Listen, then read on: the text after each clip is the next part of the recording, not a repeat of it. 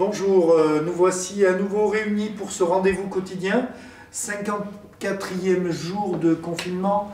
Lundi, ça se termine ce confinement et c'est une bonne nouvelle pour les uns et les autres. Restons tout de même vigilants, restons prudents face à cette épidémie puisque le virus continue de circuler. Donc sur le point sanitaire, le groupement hospitalier de territoire qui concerne tout le département du Cantal fait apparaître 19 personnes hospitalisées. Donc 19 personnes hospitalisées, c'est 3 personnes de moins qu'hier, donc nous passons de 22 à 19. C'est une seule personne en réanimation, nous étions à 2 hier, et nous avons 35 retours. 35 retours à domicile contre 33 hier. Et 9 décès, le chiffre n'a pas changé. Simplement, dans le point quotidien que j'ai avec le directeur de l'hôpital, je sais que le nombre de réanimations, malheureusement, demain va augmenter. Donc vous voyez, cette épidémie, nous sommes en phase de déconfinement à partir de lundi, mais il ne faut pas baisser la garde, il faut respecter les gestes barrières, respecter le port du masque quand il est conseillé et quand on peut le mettre en place, quand on a des vis-à-vis, quand on doit parler en vis-à-vis. Bref, respectons aussi les mesures d'hygiène, d'éloignement, parce que certes, nous n'avons plus les obligations de confinement, mais nous avons quand même ces règles d'éloignement, parce que le virus est encore présent. Et tant que nous avons des personnes qui augmentent en réanimation, ça veut dire quand même que des personnes peuvent être impactées et que la situation de la réanimation, eh bien, c'est des personnes qui sont symptomatiques, donc dans une phase grave de la maladie. Le Premier ministre a fait des annonces mercredi après-midi. Je n'ai pas eu l'occasion de communiquer puisque hier c'était le 8 mai et nous avions beaucoup d'autres paramètres et notamment la cérémonie à assumer. Mais je voulais faire un petit point sur la stratégie municipale de déconfinement pour la ville d'Aurillac. Donc, premier point qui a déjà été traité, ce sont les écoles. Donc, nous avons à peu près 25% de l'effectif de nos jeunes écoliers qui vont reprendre la direction de l'école à compter du 12 mai. J'ai largement développé ce sujet à ce jour. Tous les enfants accueillis dans nos écoles ont été prévenus par les directeurs ou par leurs enseignants. Et puis j'espère que dans un délai relativement court, eh bien, on pourra augmenter le nombre d'enfants accueillis et que progressivement, un retour, pas à la normale, mais un retour à des conditions plus classique sera possible. Mais d'abord la sécurité et ensuite l'éducation. Et j'aurai l'occasion de refaire le point puisqu'on a des rendez-vous hebdomadaires. On verra une fois par semaine les directeurs pour faire le point, pour voir si on peut augmenter le nombre d'enfants présents. Deuxième sujet, les crèches, ça a été largement évoqué. Je crois que les directrices de crèche ont pris contact avec les parents de façon à ce que les règles de sécurité soient appliquées, mais qu'on accueille aussi les enfants, notamment des publics prioritaires et même un certain nombre d'autres enfants. Donc je crois que nous aurons à peu près la moitié des effectifs sur nos crèches. Sur les marchés, donc aujourd'hui le marché couvert avait lieu ce matin, ça s'est bien passé. À partir du 12 mai, donc les règles sont plus souples, mais elles resteront quand même d'application stricte. Donc les règles d'éloignement vont devoir être appliquées, les règles de port de masque à l'intérieur du marché, même si ce n'est pas obligatoire, c'est fortement recommandé, et donc respectons-le. Le drive sera poursuivi, les livraisons seront poursuivies. Ce n'est pas le marché d'avant, puisque les règles restent fortes, mais c'est un marché qui sera plus facilement accessible que précédemment. Pour les commerces, même chose, à compter du 11 mai, nous avons des ouvertures qui sont prévues avec des règles spécifiques. Là aussi, j'en ai beaucoup parlé mercredi, sur les spécificités aurillacoises. Donc ce sujet reste d'actualité. Il y aura un label pour sécuriser l'accès au commerce. Nos commerces de proximité, nos commerces de centre-ville ont besoin de votre soutien, donc n'ayez pas peur parce qu'ils se sont engagés à appliquer les normes de sécurité au sein même de leur établissement, sécurité pour eux-mêmes, sécurité pour leur personnel, sécurité pour leurs clients. Donc travaillons ensemble à ce retour à la normale, mais en tout cas gardons ces liens étroits avec ces commerces de proximité. C'est toujours bien mieux qu'Amazon et bien mieux que tous les dispositifs de livraison à domicile qui ont pu se mettre en place et qui sont destructeurs de liens sociaux. Sur les parcs et jardins, donc, nous aurons une réouverture de nos parcs et jardins, conformément aux dispositions puisque nous sommes en zone verte. Là aussi, pas de regroupement, pas d'attroupement, pas de groupe supérieur à 10. Règles d'éloignement, c'est la base. Je sais que certains ont été un peu meurtris de mon intervention sur le public, un cluster de 7 jeunes qui s'était constitué, de jeunes qui vivaient en colocation. Mais c'est pas parce qu'on est jeune qu'on ne peut pas être touché, et un peut introduire à l'intérieur d'un groupe le virus. Donc je le dis pour les jeunes, je le dis pour les moins jeunes, je le dis pour tous ceux qui ont envie de se retrouver entre amis, et c'est normal, pour faire un apéritif. Moi le premier d'ailleurs, de retrouver mes amis, ça me manque de les voir physiquement, mais pour autant il faudra respecter les règles d'éloignement, ne pas dépasser des groupes supérieurs à 10, parce qu'encore une fois le virus est encore là, et si nous ne voulons pas avoir des difficultés majeures dans un avenir proche, et je vous promets que la situation des personnes en réanimation est une situation très difficile, humainement, physiquement et corporellement. Donc, si nous voulons que nous résistions à cette deuxième vague, respectons bien ces règles d'éloignement. Donc, les salles de sport seront fermées, hein, on m'a posé les questions. Il y a simplement la pratique individuelle en plein air qui est autorisée. Donc je pense que les cyclistes, eh bien, ils vont faire comme les autres dans la vallée de la Jordan. Il faudra être individuel. Les gymnases seront fermés aussi, mais les parcs et jardins seront réouverts. Pour le théâtre municipal, on espère, mais je pense que c'est un vœu pieux, une réouverture au 30 juin, mais je ne suis vraiment pas sûr que ce soit envisageable, mais peu importe, pour l'instant le texte est là.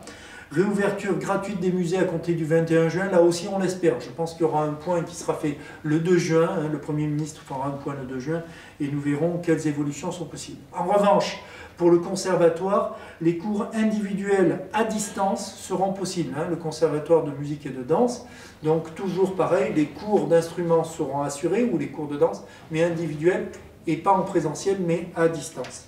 Sur le stationnement, donc nous allons remettre progressivement en place le contrôle d'accès, hein, dès lundi des rues piétonnes, hein, parce qu'aujourd'hui c'est, je le reconnais, un stationnement très anarchique, peu responsable, avec parfois les pompiers qui nous appellent en disant qu'ils ne peuvent pas passer dans certaines rues. Les parcs fermés seront gratuits jusqu'au 18 mai. Sur la voirie, le stationnement sera gratuit jusqu'au 2 juin, puisque vous savez que le 2 juin, c'était une date charnière pour le Premier ministre en termes de chômage partiel.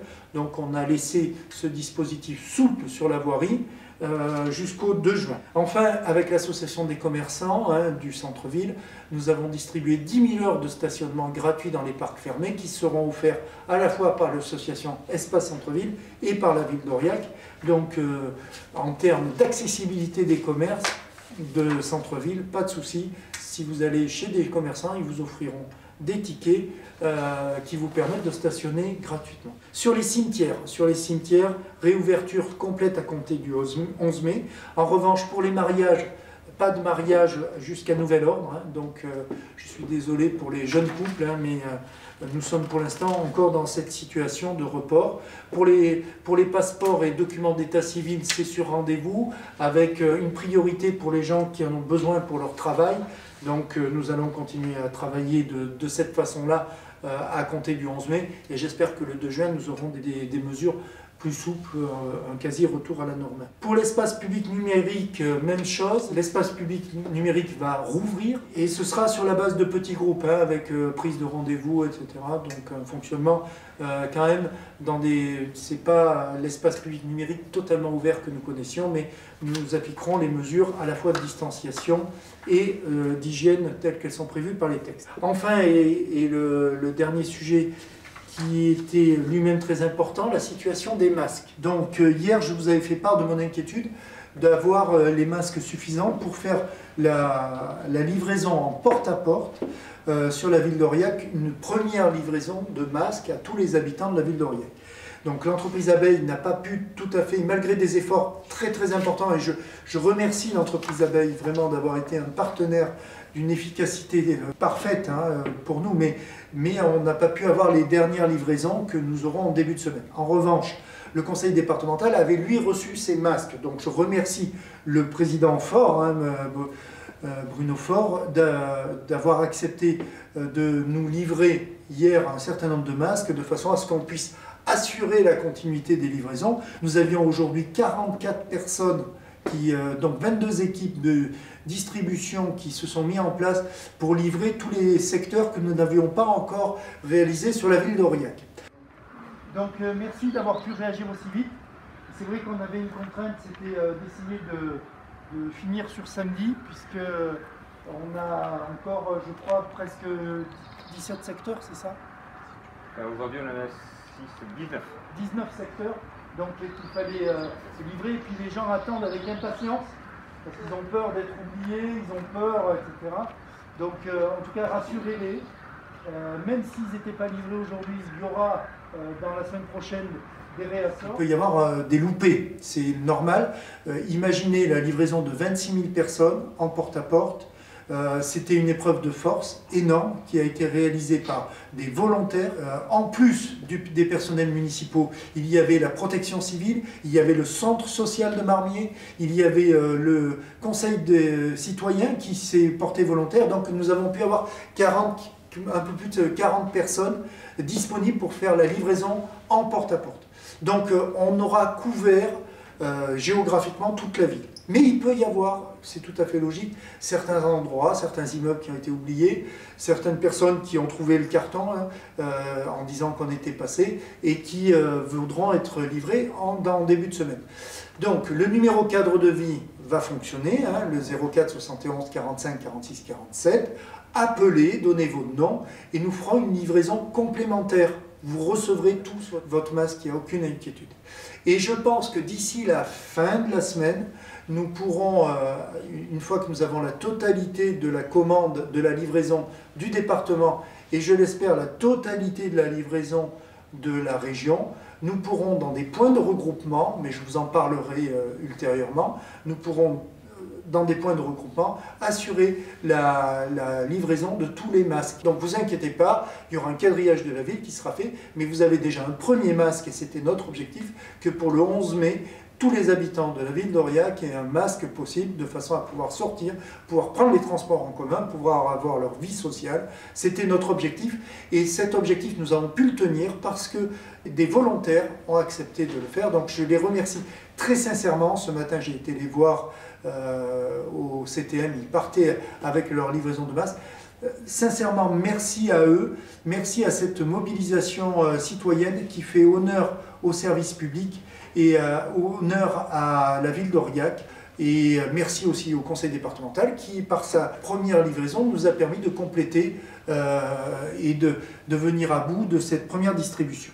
Nous avons une petite vidéo de deux maires qui ont accepté sur la communauté d'Aglo de nous montrer ce qu'ils faisaient. Eh bien, toutes les communes ont fait des actions, mais en mettant à l'honneur ces deux maires, c'est une façon aussi d'associer à ces vidéos de la ville d'Aurillac tous les maires de notre territoire qui ont été au feu et qui ont essayé d'apporter dans cette épidémie le plus de réconfort possible à tous leurs concitoyens, à tous leurs habitants, et en jouant ce rôle de relais de l'institution républicaine au plus proche de tous, et particulièrement des plus fragiles.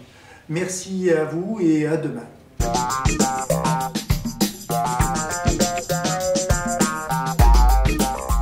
Écoutez, nous on a mis principalement 3 actions en place. Une première action à destination des personnes âgées de la commune, des personnes seules. Donc concrètement, les personnes âgées sont appelées 2 fois par semaine pour savoir si elles ont des besoins particuliers ou pas. Et à ce moment-là, on est capable d'aller faire des courses, d'aller les voir, de les rassurer.